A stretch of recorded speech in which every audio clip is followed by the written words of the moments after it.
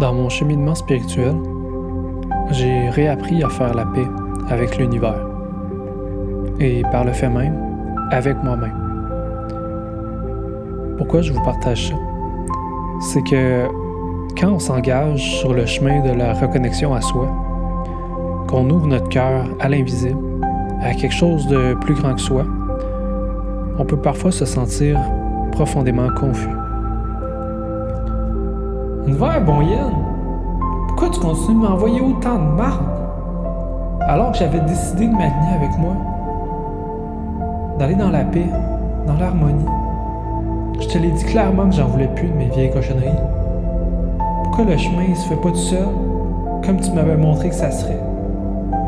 Je suis vraiment tanné. Tu me trahis. Tu m'as abandonné. Le nombre de fois où j'ai pleuré, où j'ai envoyé chier Dieu, mes guides, l'invisible, j'ai arrêté de les compter.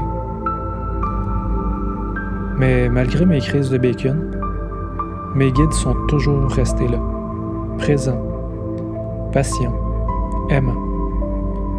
Ils m'ont soutenu, même quand ça faisait pas mon affaire.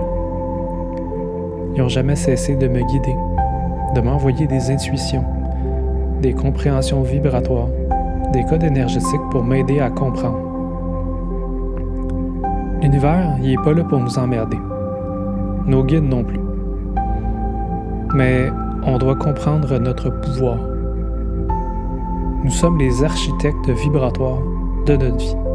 Depuis toujours, nos intentions, nos pensées, nos émotions émettent des vibrations, des commandements, des instructions à la matrice de l'incarnation.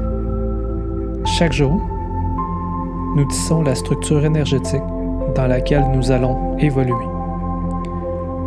Et si, à un moment de notre vie, on s'est éloigné de nous-mêmes, peu importe les raisons, on a quand même continué de créer.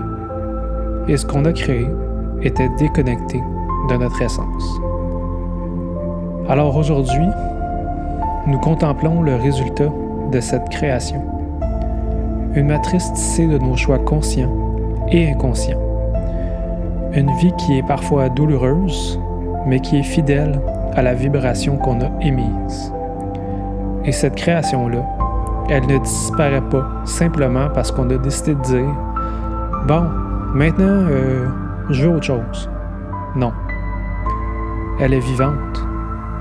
Elle a pris forme parce que nous l'avons nourrie. Et elle est encore là, jusqu'à ce que nous reprenions la gouverne.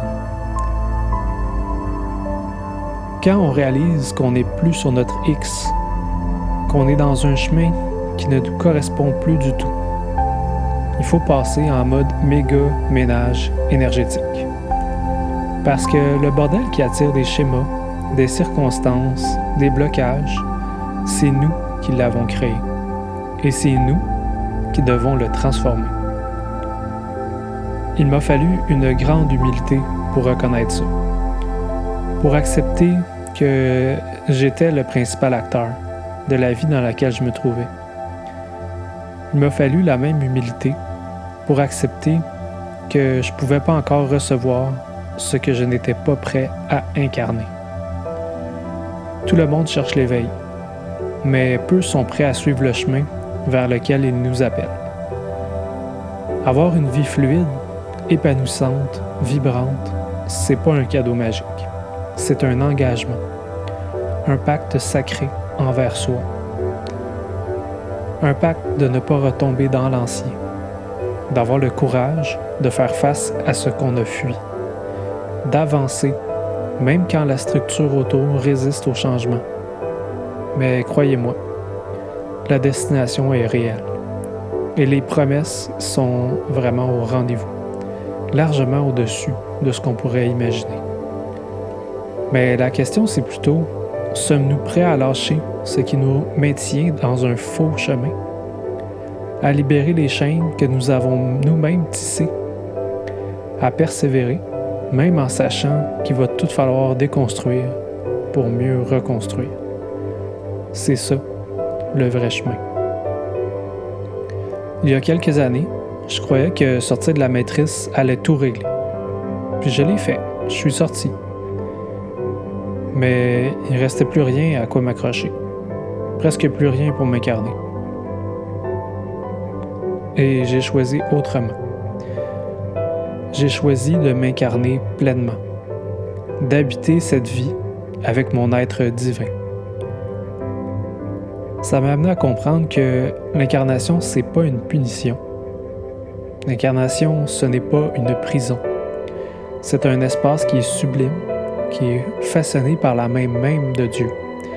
Et dans cet espace, nous avons tous les pouvoirs, à condition de rester fidèles à notre âme, de ne plus dévier de sa guidance.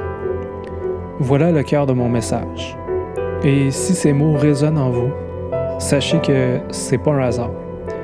C'est peut-être le moment de redevenir l'architecte sacré de votre vie.